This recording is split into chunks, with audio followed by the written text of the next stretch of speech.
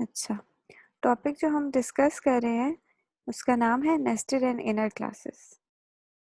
Nested and inner classes Java के अंदर ऐसा पॉसिबल है कि आप एक क्लास को दूसरी क्लास के अंदर डिक्लेयर करवाओ या डिफाइन करो। ठीक है, जब भी आप किसी एक क्लास को दूसरी क्लास के अंदर डिफाइन करते हैं तो वो कहलाता है नेस्टेड क्लास का कॉन्सेप्ट। ठीक है, और the scope of nested class is bounded by the scope of its enclosing class. Thus, if B is defined within class A, then B does not exist independently of A. A nested class has access to the members, including private members of the class in which it is nested. अब understand करने के लिए ज़रूरी चीज़ जो है वो इस सारे concept में वो ये है, जब भी एक क्लास के अंदर दूसरी क्लास बनाई जाती है तो जो अंदर वाली क्लास है ना, जिसको दूसरी क्लास के अंदर रखा गया है, जो अंदर वाली क्लास है, वो बाहर वाली क्लास के सारे मेंबर्स को एक्सेस कर सकती है, इंक्लूडिंग द प्राइवेट मेंबर्स। ठीक है, इंक्लूडिंग द प्राइवेट मेंबर्स बाहर वाली क्लास के मेंबर्स को एक्सेस कर सकती है, जबकि जो इनक्लोजिंग क्लास है, जो बाहर वाली क्लास है, वो नेस्टेड क्लास के अंदर एक्सेस नहीं कर सकती। अब इनक्लोजिंग क्लास और नेस्टेड क्लास के अंदर डिफरेंस क्या है? एक है क्लास ए, एक है class B. Class B defined है क्लास ए के अंदर, तो बी जो है वो ए के अंदर है, it means B is a nested class, और ए बाहर है, it means A is the enclosing class. Enclosing class वो है जो बाहर है, तो वो क्लास ए है, और नेस्टेड क्लास जो अंदर है दैट इज क्लास बी। अब यहाँ पर अंडरस्टैंड करना ये ज़रूरी है कि इनक्लोजिंग क्लास और नेस्टेड क्लास कौन कौन एक दूसरे के मेंबर्स को एक्सेस कर सकता है और कौन नहीं कर सकता। ठीक है, तो नेस्टेड क्लास जो है वो हमेशा इनक्लोजिंग क्लास के सारे मेंबर्स को, मेंबर फंक्शंस को एक्सेस कर सकती है, जबकि जो नेस्टेड क्लास है, नेस्टेड क्लास जो अंदर है उसके मेंबर्स को इनक्लोजिंग क्लास एक्सेस नहीं कर सकती। ठीक है, यानी आप ये कह सकते हो कि एक नेस्टेड क्लास जब भी आप बनाते हो जो कि अंदर वाली क्लास है, वो लोकल एग्जिस्ट करती है ब्लॉक में। ठीक है, लोकल एग्जिस्ट करना मीन्स लोकली वो सब कुछ एक्सेस कर सकती है, लेकिन अगर उस क्लास के बाहर कुछ एक्सेस करना है फिर वो एक्सेस नहीं कर सकेगी। तो यहाँ पर थोड़ा सा बिहेवियर जो अंडरस्टैंड करने वाला था इसका वो ये है कि नेस्टेड क्लास जो है वो सब कुछ एक्सेस कर सकती है इनक्लोजिंग क्लास का, और इनक्लोजिंग क्लास नेस्टेड क्लास का डाटा एक्सेस नहीं कर सकती। There are two types of nested classes, एक है स्टैटिक नेस्टेड क्लासेस और एक है non static nested classes. Static nested static nested class वो क्लास होती है जिसके साथ आप हमेशा स्टैटिक लिख देते हो, यानी वो क्लास के अंदर क्लास होगी लेकिन उसके साथ स्टैटिक डिक्लेयर किया होगा। जैसे पब्लिक स्टैटिक वॉइड हम लिखते हैं ना, वहाँ पे हम स्टैटिक डिक्लेयर करते हैं, बिल्कुल उसी तरह से इसमें भी आप स्टैटिक साथ डिक्लेयर करते हो। अच्छा, अब चूंकि ये स्टैटिक है तो आप स्टैटिक को एक्सेस वैसे भी कर सकते हो। ठीक है, स्टैटिक आपको पता है, स्टैटिक समटाइम्स बिहेव करती है ग्लोबली एग्जीक्यूट होने वाली मेंबर के तौर पर, और इसको आप टॉप पे लिखते हो तो it must access the members of its enclosing class through an object. तो ये तो क्लियर है कि आप इनक्लोजिंग क्लास का जो डाटा आपने एक्सेस करना है, इनक्लोजिंग क्लास होती है बाहर वाली, उसका जो डाटा आपने एक्सेस करना है वो आप ऑब्जेक्ट के थ्रू एक्सेस कर लोगे। ठीक है, यानी डायरेक्ट रेफर आप नहीं कर सकते हो। डायरेक्ट रेफर करने का मतलब ये है कि अगर किसी क्लास में कोई वेरिएबल है बाहर वाली क्लास में और अंदर वाली क्लास उस वेरिएबल को एक्सेस करना चाहती है, तो वो ज़रूरी है उसके लिए कि वो ऑब्जेक्ट बनाकर एक्सेस करे, डायरेक्ट एक्सेस नहीं कर सकती।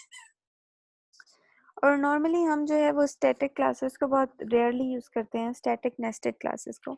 एक छोटी सी एग्जांपल है, इस एग्जांपल को प्रैक्टिस करके भी देख लेंगे कि ये है क्या, ये करती क्या है। ठीक है,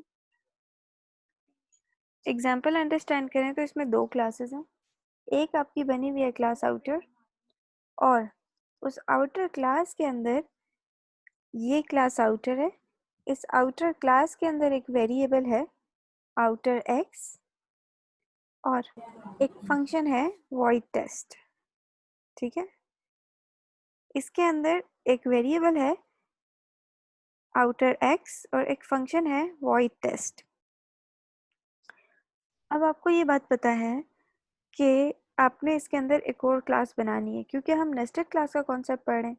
तो आउटर के अंदर आप एक और क्लास डिक्लेयर करोगे, दैट इज क्लास इनर, और void डिस्प्ले जो है उसके अंदर आपने एक फंक्शन बना लिया है और उसके अंदर आप एक्सेस कर रहे हो। चूँकि हमने यहाँ पर ये कॉन्सेप्ट अंडरस्टैंड करवाना है, या ये कॉन्सेप्ट जो है वो वेरीफाई करना है कि आप बाहर वाले क्लास के वेरिएबल को एक्सेस कर सकते हो अंदर, ठीक है। तो जब बाहर वाले क्लास के किसी वेरिएबल को आपने एक्सेस करना है अंदर, तो आप उसके लिए फंक्शन बनाओगे। आपने एक फंक्शन बना लिया और उसके अंदर आपने सिंपली एक्सेस कर दिया आउटर एक्स को, ठीक है।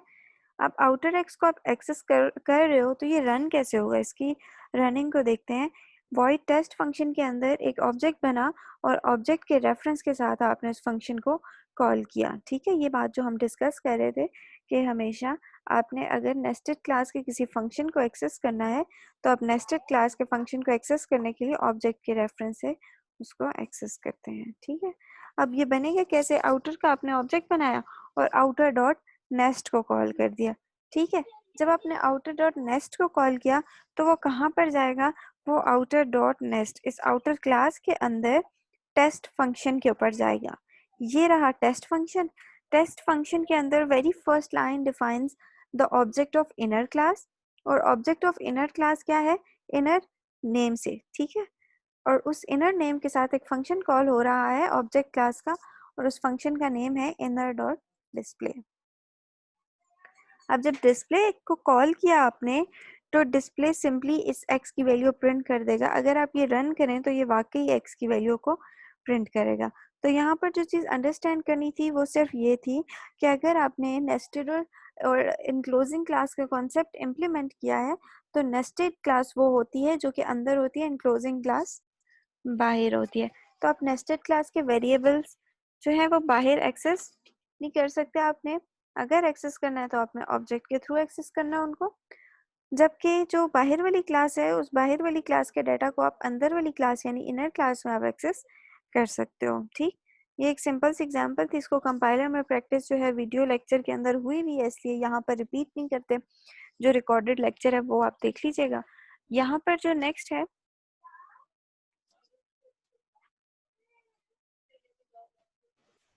मैम हाँ जी जी, बहुत ज़्यादा आवाज़ काट रही है।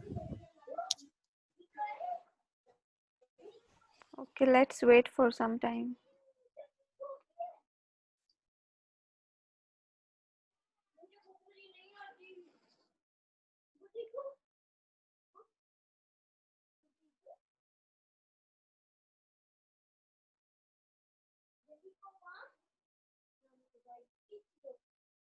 ठीक है, अभी स्टेबल हुई है आवाज, आवाज आ रही है अभी।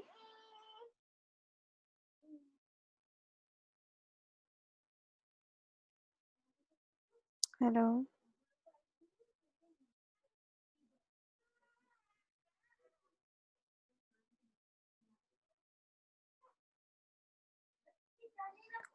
ओके।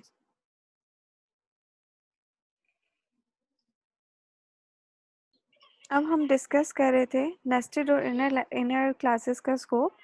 यहाँ पर एक एग्जाम्पल प्रोग्राम था जो मैंने बताया, ये है कि ये चूँकि वीडियो में है इसलिए हम यहाँ पर दोबारा प्रैक्टिस नहीं करें और इस टॉपिक को वाइंड अप करके नेक्स्ट चैप्टर की तरफ मूव करते हैं, ठीक है। तो ये इस चैप्टर का लास्ट टॉपिक है। अगर आपने बहुत क्लियर अंडरस्टैंड करना है सब कुछ, तो फिर मेरी रिक्वेस्ट ये है और मेरी सजेशन ये है कि आप बुक को बहुत थॉरोली स्टडी करें, बुक की एक एक एग्जाम्पल को प्रैक्टिस करें। ये स्लाइड्स मेनली जो है ये बुक से बनती हैं, ठीक है। तो आज हमारा इंशाल्लाह नेक्स्ट टॉपिक भी, नेक्स्ट चैप्टर भी स्टार्ट हो जाएगा। It is possible to define inner classes within any block scope, यानी आप क्लास के अंदर कहीं पे भी इनर क्लास बता सकते हो। You can define a nested class within a block defined by the method or even within the body of a for loop। यानी आप किसी भी nested class को आप for loop के अंदर भी implement कर सकते हो, कहीं पे भी आप उसको nest कर सकते हो, कहीं पे भी आप उसको enclose कर सकते हैं, ठीक है। यानी nested class का concept is not only limited to classes, but you can also implement it in the for loop, in some other loop. यानी कहीं भी किसी भी ब्लॉक के अंदर आप nested classes का concept implement कर सकते हैं। अच्छा, क्लास जो है यहाँ पर आपके पास वो है outer, in, outer x का वेरिएबल, इसी तरह से जैसे प्रीवियस फंक्शन में void test फंक्शन था। अब ये चल रही है लूप जो चल रही है, तो लूप में इनिशियली आप i की वैल्यू 0 करते हो, i इज लेस देन 10 और i प्लस प्लस, यानी ये 10 तक जाएगा। और इनर क्लास के अंदर आपने एक डिस्प्ले फंक्शन रखा है। डिस्प्ले फंक्शन क्या कर रहा है, आउटर x को एक्सेस कर रहा है, ठीक है। फिर उसके बाद डिस्प्ले फंक्शन जहाँ पर ख़त्म हो रहा है और ये क्लास पूरी ख़त्म हो रही है, यानी इनर क्लास भी बंद हो रही है, सॉरी आउटर इनर क्लास ही बंद हो रही है। उसके बाद यहाँ पर इनर क्लास का ऑब्जेक्ट बना है और इनर के साथ आपने डिस्प्ले फंक्शन को कॉल किया, ठीक है। डिस्प्ले फंक्शन इनर क्लास का था, उसको आपने यहाँ से कॉल किया है, ठीक है। ये जो इनर क्लास का डिस्प्ले फंक्शन है, इसको कॉल किया। तो अब इसका फ्लो समझते हैं कि ये चल कैसे रहा है। इनर क्लास डेमो, यहाँ से ये एग्जीक्यूशन स्टार्ट करेगा, क्योंकि यू ऑल नो कि हमेशा एग्जीक्यूशन कहाँ से स्टार्ट होती है, हमेशा execution public static void main वाले फंक्शन से एग्जीक्यूट होना शुरू होती है। तो ये वेरी फर्स्ट लाइन, जी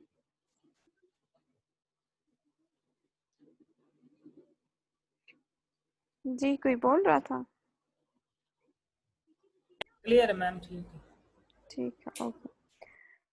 अच्छा, इनर क्लास डेमो के अंदर ये पब्लिक स्टैटिक वॉइड मेन से एग्जीक्यूशन स्टार्ट होगी और आउटर जो है इस क्लास का ऑब्जेक्ट बन जाएगा।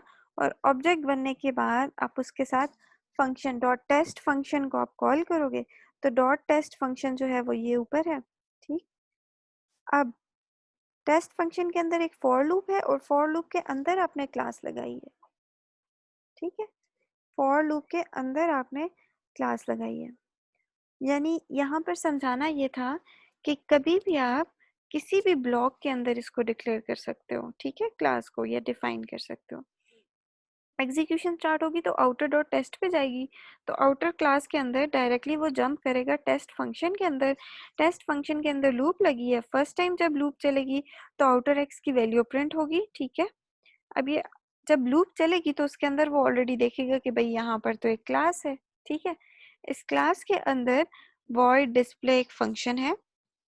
अब void display फंक्शन तो फिलहाल कॉल नहीं हो रहा, ये इसको एग्जीक्यूट नहीं करेगा, ये नीचे यहाँ जंप करेगा और inner dot display को एग्जीक्यूट करेगा। inner dot display को एग्जीक्यूट करने के बाद वो system.out.println में जाकर outer x की वैल्यू प्रिंट करेगा और ये 10 टाइम्स है, तो ये प्रोसेस रिपीट हो जाएगा। अब ये वाली जो थी एग्जांपल, इसका मकसद सिर्फ ये आपको समझाना था कि आप इवन फॉर लूप के ब्लॉक के अंदर भी आप एक अदर क्लास बना सकते हो, ठीक है। इससे पिछली जो एग्जांपल थी, इसका मकसद ये था सिर्फ समझाना कि आप आउटर क्लास के वेरिएबल्स को एक्सेस कर सकते हैं या नहीं कर सकते, इनक्लोजिंग क्लास के वेरिएबल्स को एक्सेस कर सकते हैं या नहीं कर सकते। जो नेस्टेड क्लास है वो इनक्लोजिंग क्लास के मेंबर को एक्सेस कर सकती है या नहीं, हरी अप, किसको पता है?